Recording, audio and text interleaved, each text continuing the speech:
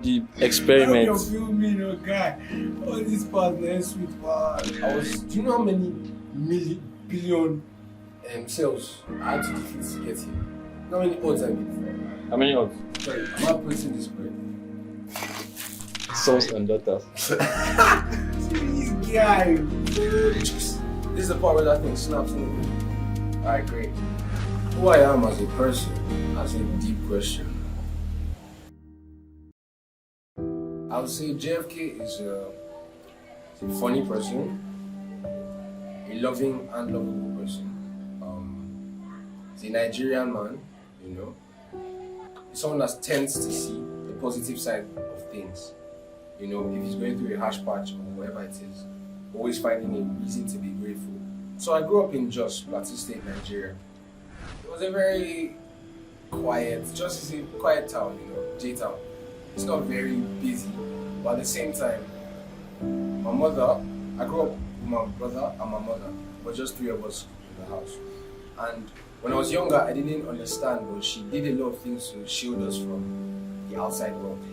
Because she always used to say this thing that if you don't teach your children, the world will teach them for you. So she tried to get us into a lot of activities as kids. We used to do sports, badminton, doing basketball, you know, just a bunch of activities, music, a bunch of things just to keep us occupied, learn an instrument, you know, this and that. So that's my childhood was actually from Canada. So music has always been a part of the tapestry of my life, you know, since I was born. I would never say I discovered music, because when you're born into something, it kind of discovers you. So growing up, there was always music in the house. My mom had good taste in music, so she used to put us on oldies, you know, and used to be like, okay, this is really nice. You make us watch movies like Sound of Music, Seven Brides for Seven Brothers, you know. So from an early age, I already knew, okay, this sounds good, this sounds. And you know, my brother also was a huge inspiration in the music, because he used to, he's a couple of years older than me. And when you have an older brother, anything he does when you're young is awesome. It's the best thing in the world. So when he used to rap, I used to be like, what? I want to rap too. What was he doing? I remember the first memory I have of us doing, of a rap that both of us learned was Justin Bieber's Baby with Ludacris. You know, we just sit down and wait for, we were singing, when Ludacris's part comes, when I was 13, I had my first love. There was no way I look at it. I can still remember the lyrics, that's crazy. But yeah, you know, my brother, remember I was going to the barber shop. And I don't know if you remember, but back in the day, they used to have CDs on the walls in barber shop. You know those ones that when you turn the back, you see box, and the movies you want to watch. Yeah. You know, so we used to get CDs of music, movies with a lot of music influences, musicals. And my uncles and aunties sang to my cousins. So yeah, it was always a musical household. I listened to everything, to be honest. And in the family, like I mentioned, a lot of people were into music. My uncles heavy on music. My cousins heavy on music. So you know, those were like my whole life has been an influence to my journey concerning music. Biggest obstacle I've faced in my career so far, to be honest with you, I think it's listening to your own, you know, listening to what is in your own heart. And I say that to imply your sound, basically. It's hard to explain because all of us learned music from what we've heard, and you know, we were influenced by that. So when you want to make a sound, you know, being authentic to yourself is the best way to find your sound.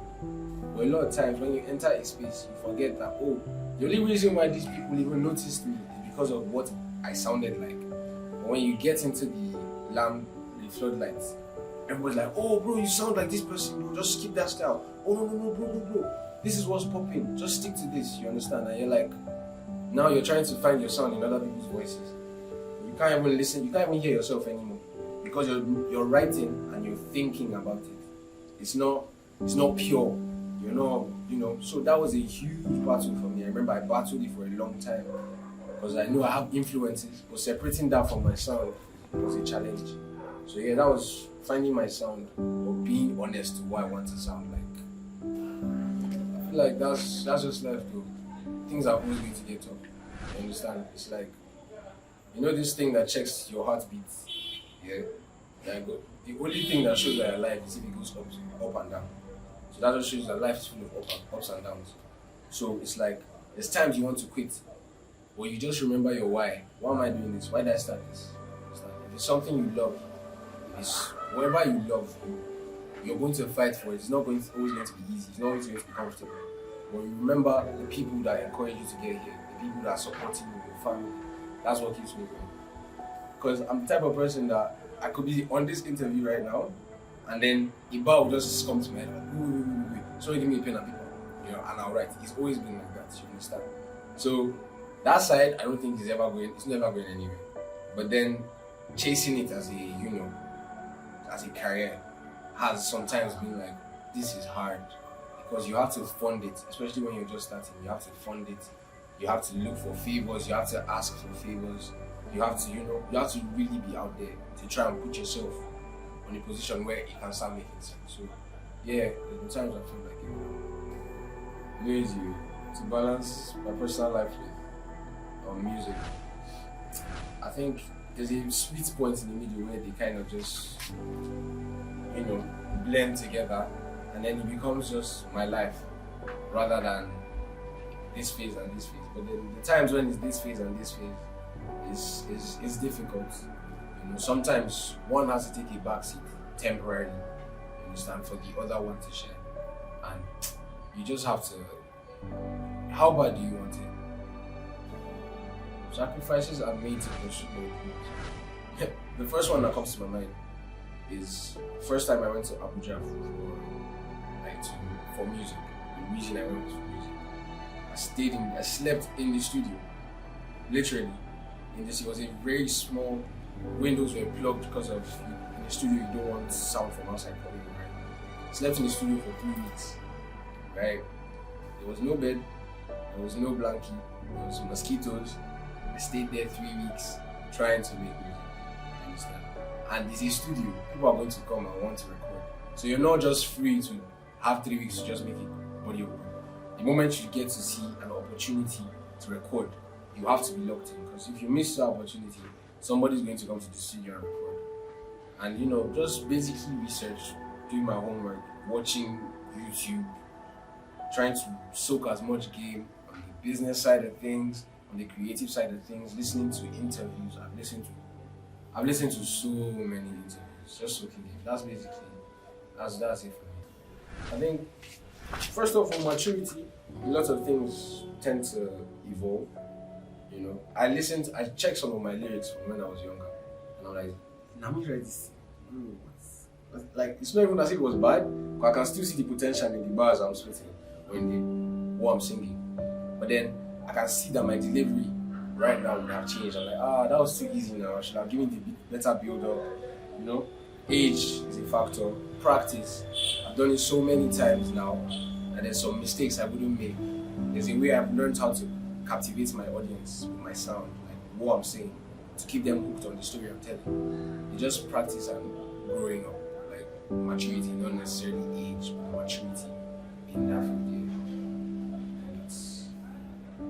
To be honest, I don't think I can point to one particular moment and say this is my proudest moment. But the ones that stand out to me is seeing my brother and my mother proud of me for doing something I know. That's just caps it off. It's like, I've won. You understand? And making music and having people actually reach out to me and tell me that, oh bro, you said this and this and such, and that helps me here. Or I heard this thing, guy, I had to show my mom because bro, I was going through this, and understanding that what you're saying, what you're putting out there in the world can actually affect someone's life. Tomorrow now, somebody might want to marry to one of my songs. It sounds like, oh yeah, it's just a song that they requested for their wedding. But whenever they hear that song in the future, when they have 5 kids, they're remembering, that moment. And for me to be blessed enough to be able to create moments in people's lives. For so long, I thought it was a conscious effort to sound different. Yeah? It's like, you are different, just sound like you. Like the best way to stand out is to be yourself. Or you might be like, oh no, blah blah blah blah, and then you might over criticize and try to over doctor things. Sometimes just let your heart see what it wants to see. Like whatever you want to make, whatever you want to express, exists already. You just have to manifest it. Let it come out. Don't hold it back. And I think that goes to everybody. Arts, business, science. Just express yourself, you understand? Be you, be authentic and be genuine. That's what makes my music stand out. Because I might have picked a lot of things from different places. And if you know me, you know how much I love to like learn from different cultures. You know, I'm a very adventurous person when it comes to, I play a lot of accents and all of this. Picking all those things together and then making it my own. That's what makes my sound. The message I want to convey through my music is just I want to be a blessing. Do you understand? I don't always get to determine how or in what way I can be a blessing to people, but I want to be a blessing in the sense that what I'm saying, words have power to create and to destroy. So if I can use my words to just make the world a slightly better place, you know, for you and me, slightly, just I'm all in for that. Love. There's too much negativity in the world, you know. I want to like flip down his head. Let my message be love and being a blessing before expecting other people to be blessings. Connecting with my audience in a way that feels authentic to me is giving them the respect to see certain authentic, vulnerable sides of me. You know, it's like with music, I have to feel it before whoever I'm telling it to or singing it to will feel it. My mom always used to say, if you don't feel it, they can't feel it. So I always try to make sure that, okay, if I'm giving a performance, you know, let me, whether it's in Coachella or it's to me and you that are here and you see perform, I should hit it with the same energy. What is your set for the next 5 years? 5 years will be being so. Let me think about this answer.